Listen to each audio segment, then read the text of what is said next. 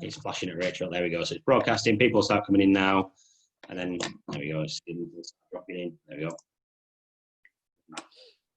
Morning, Joe, Kavita, Sarah.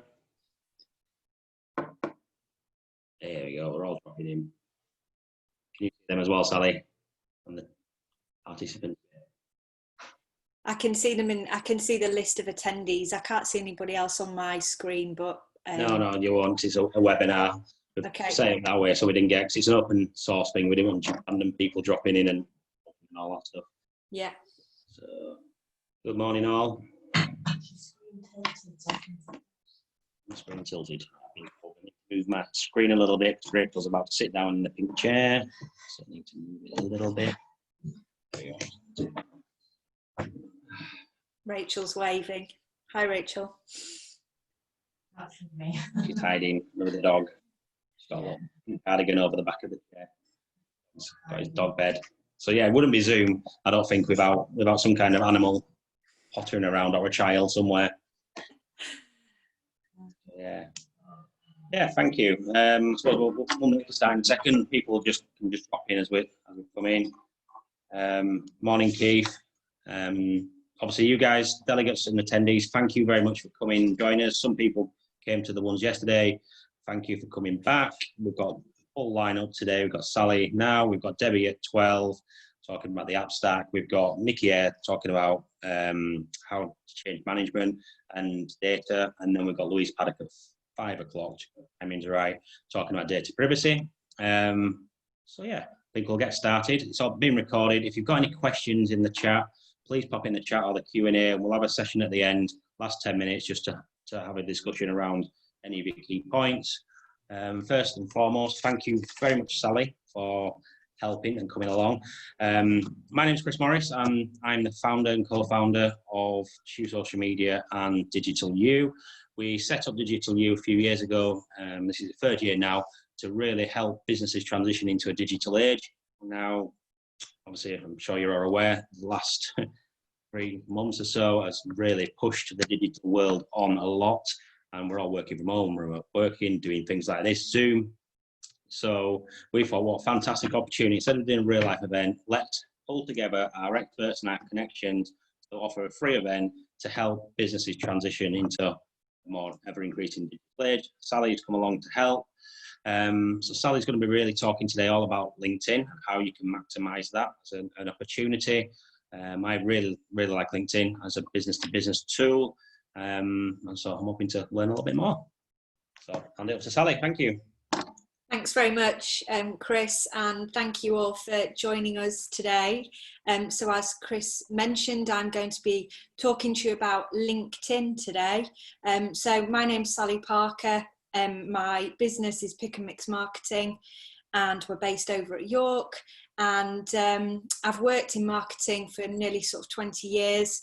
And like Chris mentioned, LinkedIn has really helped me both before I set up the business, actually in my career, but then also since I've launched a business. It's been really beneficial for me to build my presence really as an individual, but also the brand and the business as well.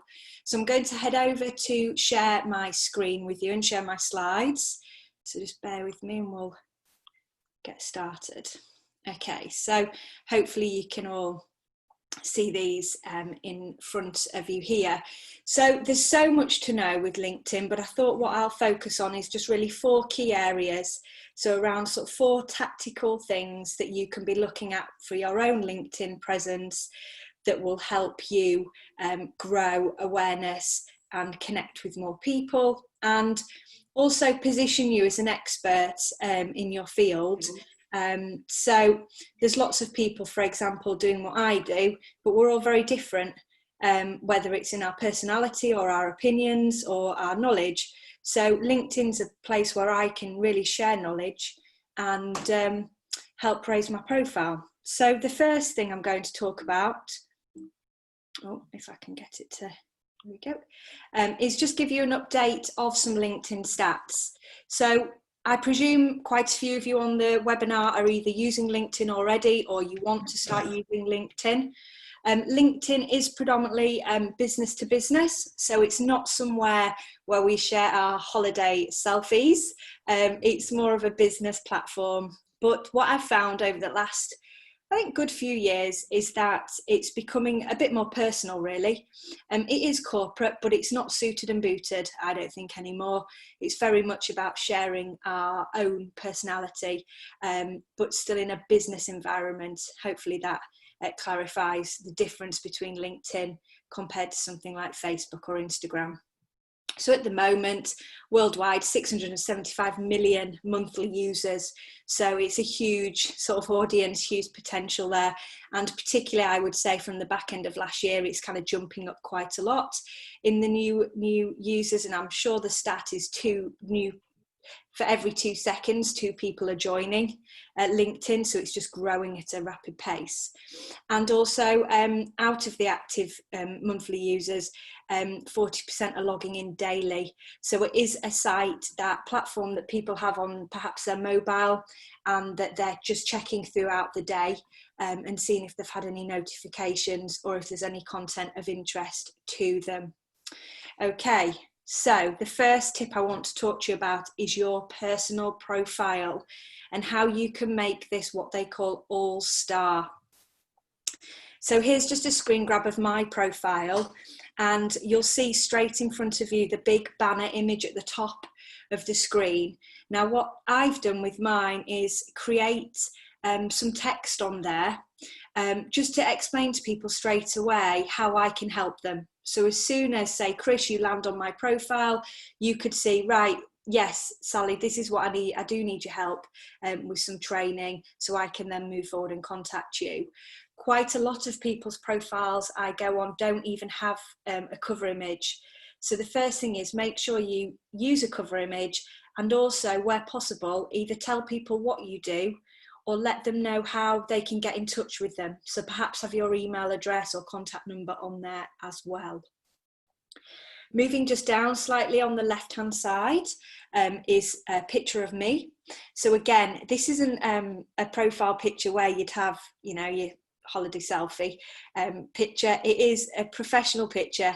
I'd really recommend having a photographer take one for you.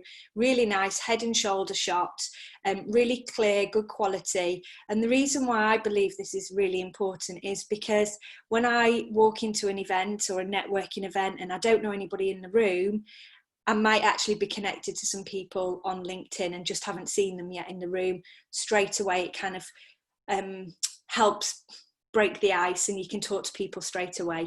And also remembering that it's very much about people buying from people. Profiles without images get a lot less acceptance on an invitation to connect than those with an image. So please make sure you have a really good image of yourself there for your profile. Moving down just slightly from there, the bit I've put in red, excuse my little drawing there, this is the headline.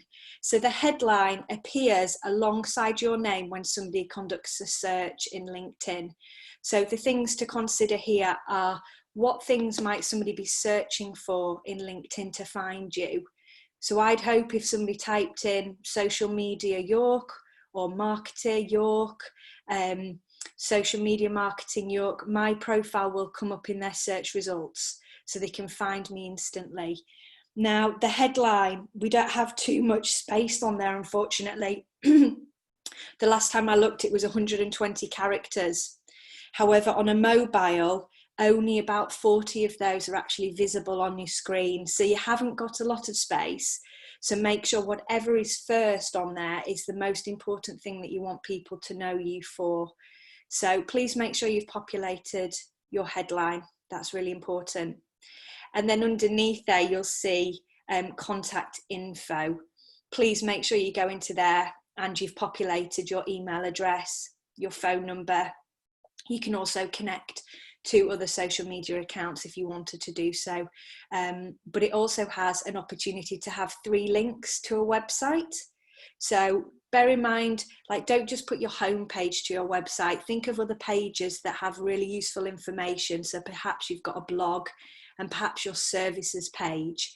So make sure you take advantage and populate those 3 links as well on the website listing within the contact information section. So please populate all of those bits. Moving on from there, the next section down on the personal profile is the about summary. And again, sometimes I look at the about summary and there's maybe a sentence in there. Really, this is your opportunity to sell yourself and tell people why they should work with you. What is it that you can help them with? So make sure, I'd recommend having some key highlights in there. So these might be listed as bullet points, but also a little bit about you and your personality and what makes you different. So that's in the about summary. If it's not showing and you haven't got a section there, you'll notice under the cover image here, it says add profile section. So if you drop that arrow down, you'll be able to add in your about summary into your profile from there. And then moving on from there, it scrolls further down the page into work experience. So this is then into your current job role. And I see it as the difference between the about summary and the work experience is that the about summary, like I say, it's about you, whereas your work summary is about your role that you play at that company. So what is it that you're doing day to day? So there is a slight difference there, and please make sure that you spend some time thinking about the wording for both of those sections. Consider the keywords, very much like what I mentioned with the headline. Keywords play a vital part in LinkedIn. So within both of those sections, make sure you've thought about what people might be searching. For example, in the toolbar at the top, when they're searching a particular keyword for a conversation or to find somebody, make sure that content is in your profile as well. So that's really important. The last section to make your profile all-star and something to consider is further down the profile is the recommendations. So make sure that you actively ask for recommendations from people that you've worked with. And what I love about the recommendations on LinkedIn is they're so credible because you can see who the person is who's recommended you, and that person can click on their profile and see who they are. So if Chris recommended me, then Chris's face would be there. It would say that it was from Chris. People can look and see who he is. And it just adds, like I say, to credibility rather than them being faceless testimonials on a website. I feel that they're really, really powerful. So please make sure that every time you work with somebody that you know is actively on LinkedIn, that you ask them afterwards for a recommendation on the platform. And it's very, very quick and easy to do, and it'll give you step-by-step instructions. So that's everything about the profile. I just wanted to share with you this page and this link at the top. So on LinkedIn, there's a link here that's the SSI, Social Selling Index. If you log into LinkedIn and then in a separate browser, use the URL there, linkedin.com/sales/SSI, it will tell you how well your profile's ranking. And according to LinkedIn and the experts, anything over 70 as a score is really good. So if it's showing under 70, it will list you areas in which you could improve your profile. So please have a look at that, and that'll help you develop your profile ongoing as well. So the next tactical tip I want to talk to you about is about publishing great content. So you'll see on the right hand side here, the top box is a post, the bottom box is an article. So you have 2 options to create content on LinkedIn, articles or posts. The first thing I'd like to say is know your audience. So who is it that you're connected to on LinkedIn, and what type of information do they want to know from you? Because the more relatable it is, the more likely you are to get interactions. And then this will help increase the reach of the posts. So the more comments and shares we get onto our posts, the more people then that content is shown to. So I'd always recommend planning ahead in terms of having your content themes and a content calendar, and take some time out to think about that. And I often get asked, well, what do I post on LinkedIn?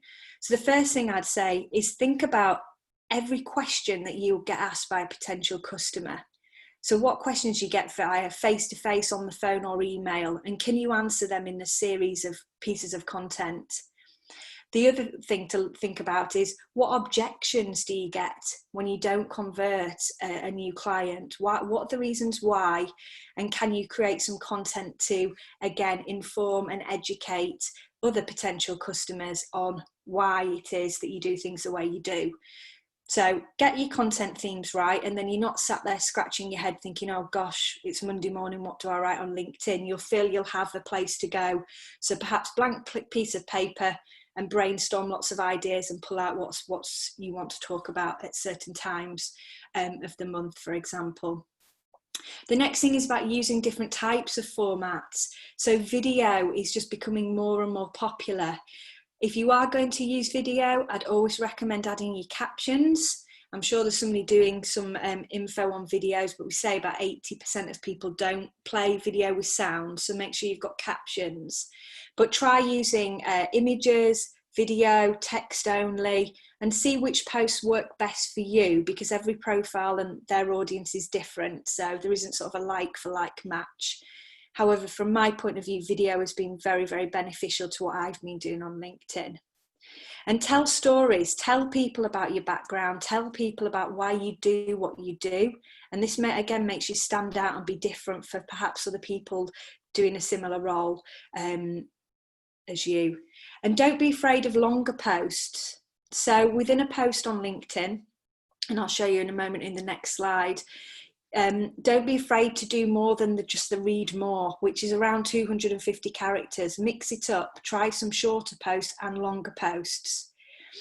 And I mentioned about the articles and posts. I always think the difference between these is a post is about increasing visibility. An article is about building authority. So there's a slight difference there. If I'm wanting to position myself as an expert on LinkedIn, I might decide to do a series of articles which are more like blog posts around LinkedIn and LinkedIn marketing. Whereas if I'm just wanting to tell people what I'm doing and increase visibility, I would use posts. So a few points there to think about. I mentioned then the first thing about long enough to see more. So you'll notice some posts have a bit of text and then have a read more or a see more. You can do that. Make use of this space. Share your knowledge and expertise, but I'd recommend breaking things up. So you'll see the examples on the right hand side. This guy, John, is absolutely fantastic at technical copywriting. I'd really recommend you follow him and see what he does. But he spaces his posts out really well, and it just makes it easier to read. Remembering we're still talking to other human beings, so just be yourself and say what you would say in like this in face-to-face. You could break down content with numbers, letters, bullet points, and also you can use emojis. I mean, people say, oh, what do you think about using emojis on LinkedIn? Well, I actually think it's quite useful because it makes things stand out, but you might choose different emojis to what you would use on Facebook, for example, so just bear that in mind. Use relevant hashtags. So we say up to 3 on LinkedIn, and that the hashtags would sit at the bottom of the content, so not within the content, at the bottom. And as you create your content in LinkedIn, it will automatically recommend some hashtags to use. If they're not relevant in terms of you don't want to be found for those hashtags, put in hashtags that you want this piece of content to be found for. So just have a think about that as well. Ask questions.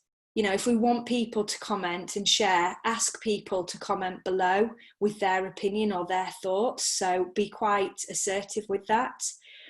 And then the last point on this slide is about website links. LinkedIn and other sites don't really like us sending our fans off to another party elsewhere on another site. They want to keep us all on LinkedIn. So a little sneaky tip that I was told recently is perhaps post your content and then a few minutes later, just go to the top right hand corner, you'll see 3 little dots. You can edit the post and insert the link into the post there. Other people add the links to the comments below, but I prefer to keep it in the post and add it. But so just bear in mind, if you do post with a link in the content straight away, it might just be that that content's reduced slightly in terms of how many people see it. Because like I say, LinkedIn doesn't like you to send people off elsewhere. So just bear that in mind. So tip number 3 is about growing your network and generating business from the platform. So I've just dulled out with the blue boxes because obviously there's people's names and faces on there. So just for data protection, I've dulled them out on the right hand side. But I would say to have a plan with connecting with others. My massive thought on this is quality over quantity. I'd rather have a lower number of connections, but them be very, very interactive and relevant than have thousands. Because if you have thousands of connections and they're not necessarily interacting with your content, nobody's going to see your content other than just those people that you're talking to on a regular basis.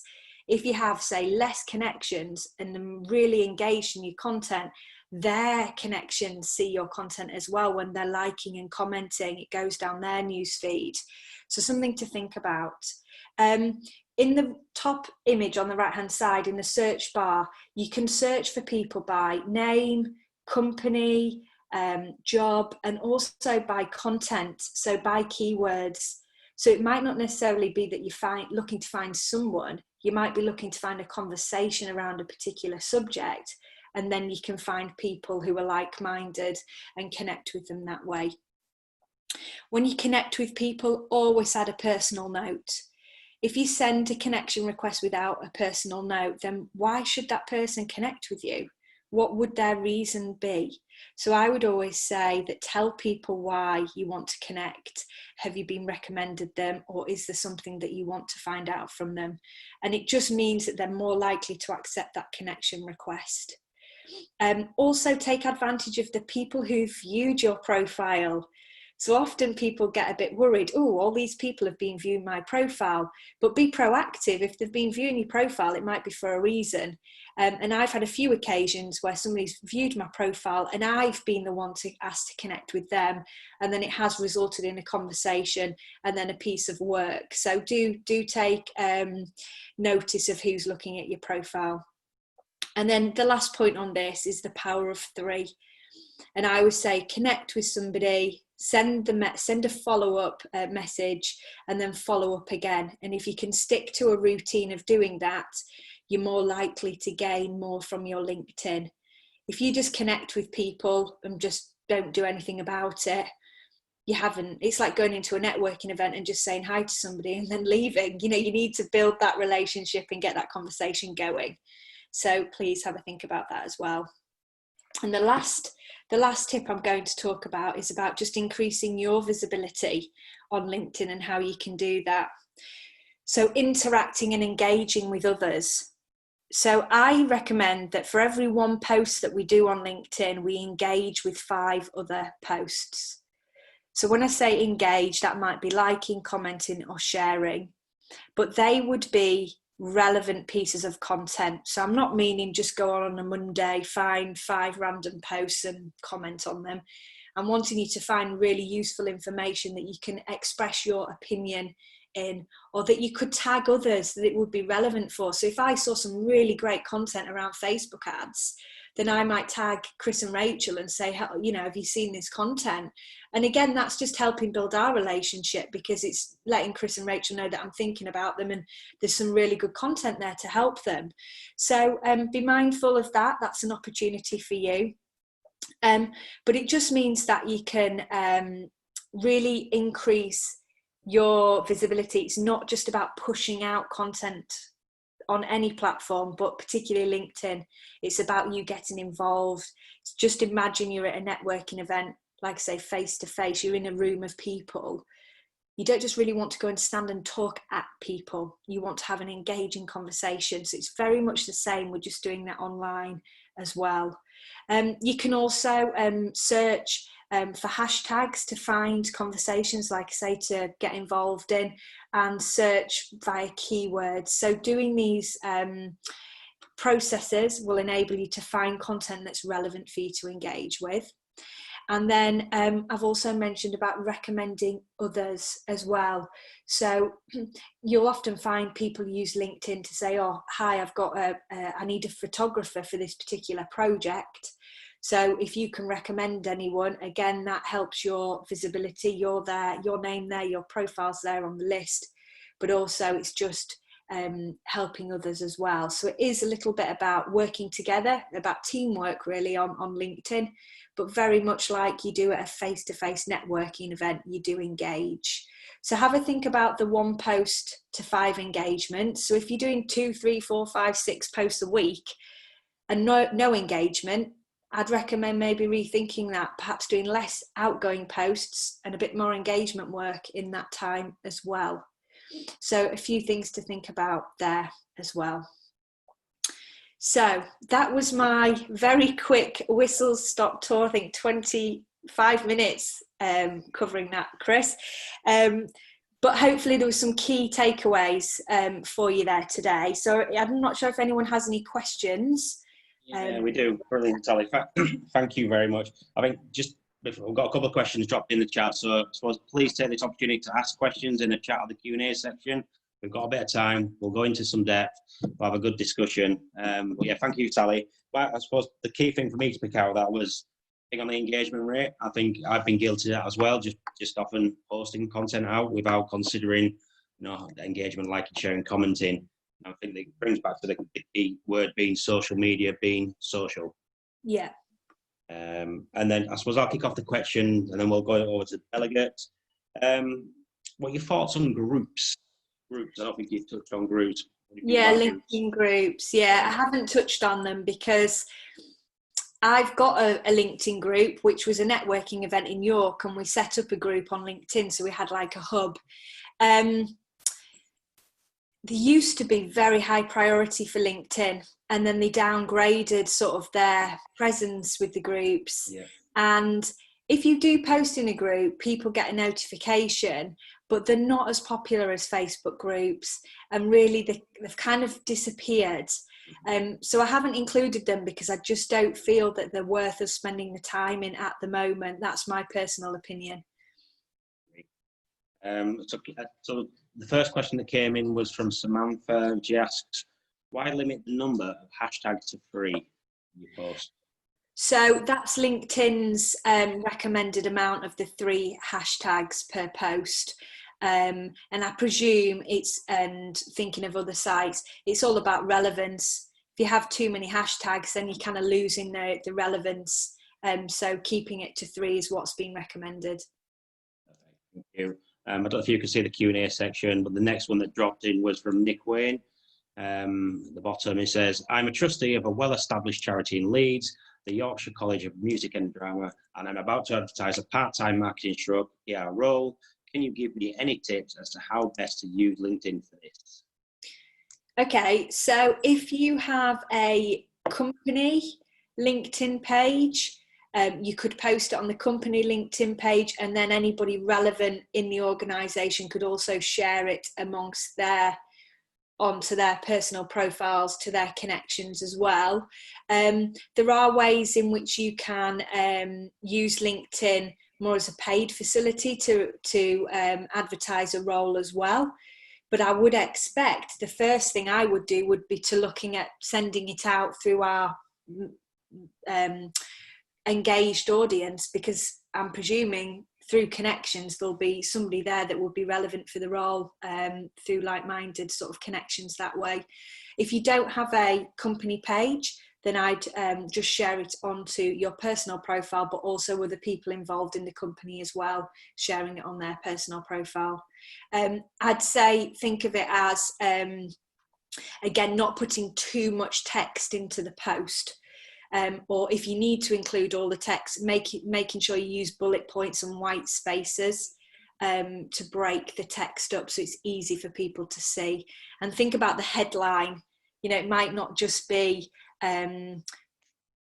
part-time marketing PR. You might come up with a really good headline and quite an engaging, eye-catching headline for the role, just to capture attention for that. And if you need any help with that, obviously give email address at the top. Oh, you can help plug you. There you go. Yeah. I'm trying to keep to the order. So Kevin asks, how are images important when doing a post? Yeah, images are really important because they grab the attention of the user. Depending on what the post is, you'd want to choose a relevant image, but I definitely recommend like a high quality image to use. But I think I mentioned about different people's profiles and the engagement rates based on different types of formats of content. So if I post a picture and you post a picture, Kevin, we might get different engagement rates. However, I think it's really beneficial to try text-only posts, text with links, like say adding the link after, images and video. If you do use an image, just make sure when you upload it that it kind of fits okay, and it looks good once you've posted it as well. And then we've got a couple more dropping in. So Rachel Potter, I've ended up with a load of connections. Should I work through them and weed them out? See, I'm quite brutal with this, and I just think I do recommend, it's like data cleansing on an email list. You know, people move out of area, people change roles. Some people, you know, you connected to 10 years ago when you worked at a certain workplace, and perhaps they've, like I say, moved on and doing something different. So I would say yes, it'd be really beneficial for you to go through your existing contacts. It also gives you an opportunity to reconnect with people that perhaps you haven't been connected to for a while, and see what they're doing. And again, that might just start that relationship up again. And I'd recommend doing that on quite a regular basis and just keeping in touch with people. One thing I mentioned when sending the connection requests was about adding the note. If people send you a connection request without the note, one thing I'd recommend is that you accept them, but then you be proactive and you send them a message. You know, thanks very much for connecting with me today, Chris. Is there anything in particular I can help you with? Were you referred to me? Find out why they were wanting to connect with you. And I've been trialing this for probably a year or so now. And it's interesting because what it really does is weed out the, oh, actually, I just wanted to sell you a water cooler. Or actually, Rachel from Shoe Social recommended I speak to you about LinkedIn. You know, and it just prompts. But the reason why I'm saying this is because if you're using your mobile phone, sometimes when you hit that connect button, it does send it without the note. So potentially by accident, some people have come through, not on purpose leaving the note out, but that's why it might come through blank. So by you reaching out, you're kind of starting that conversation straight away. Just to get round that, I'd always say just click onto the person's profile and then hit the connect, and then it will bring up the box with the note. Thank you. Yeah, I definitely echo what Sally said there. I'd like to have a small number of engaged followers on my personal LinkedIn connection. I suppose I went through the phase about 3 years ago, connecting to loads of people in the hope that somebody would see me and someone would want to do business. So I had like 3,000 connections, and I thought, well, that was unmanageable. It was unrealistic, and it was a load of rubbish.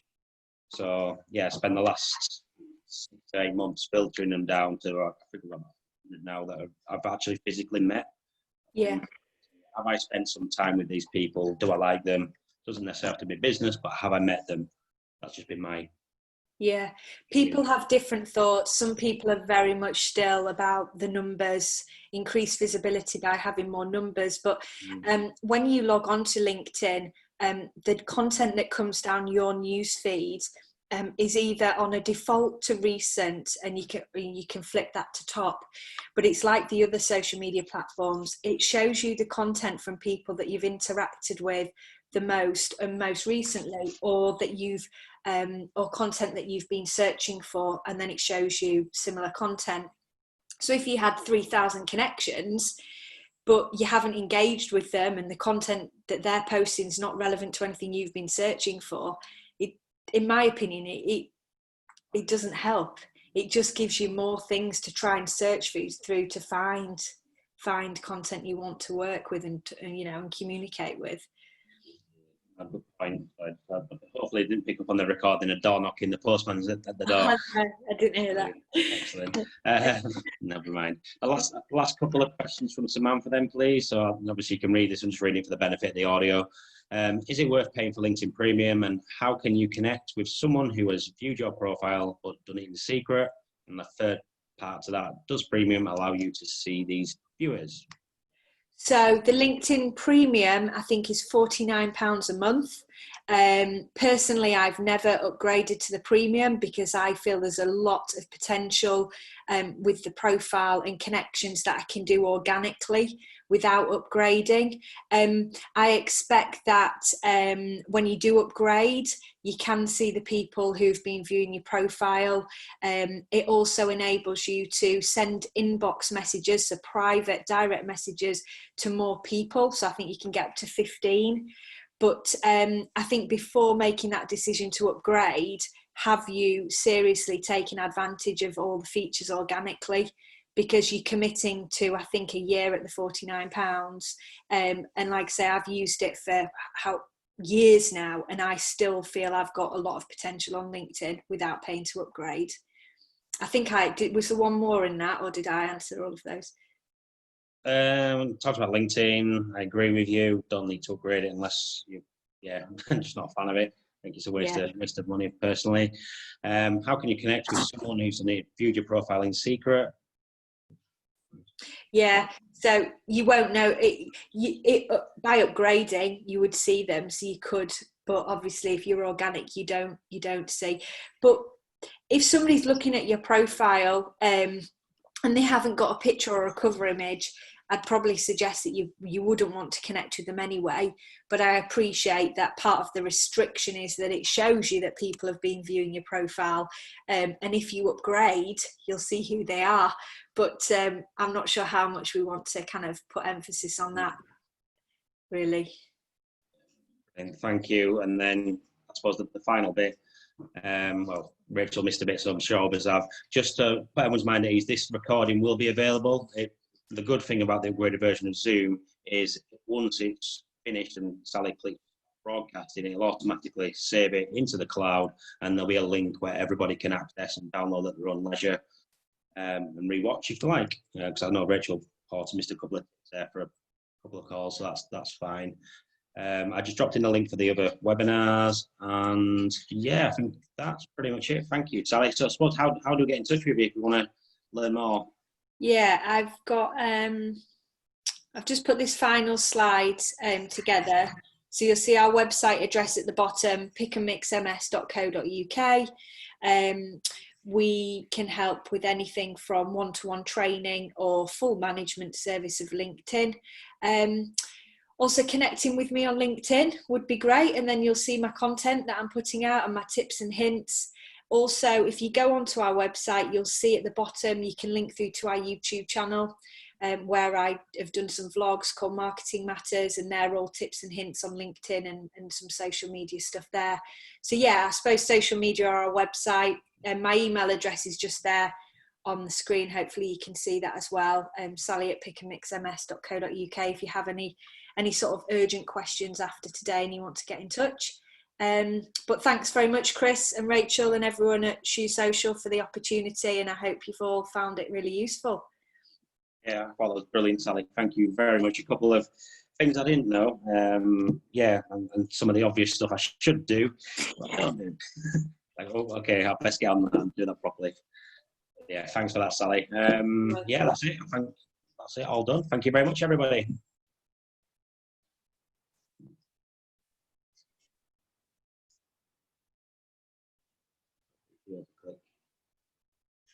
Broadcast at the top.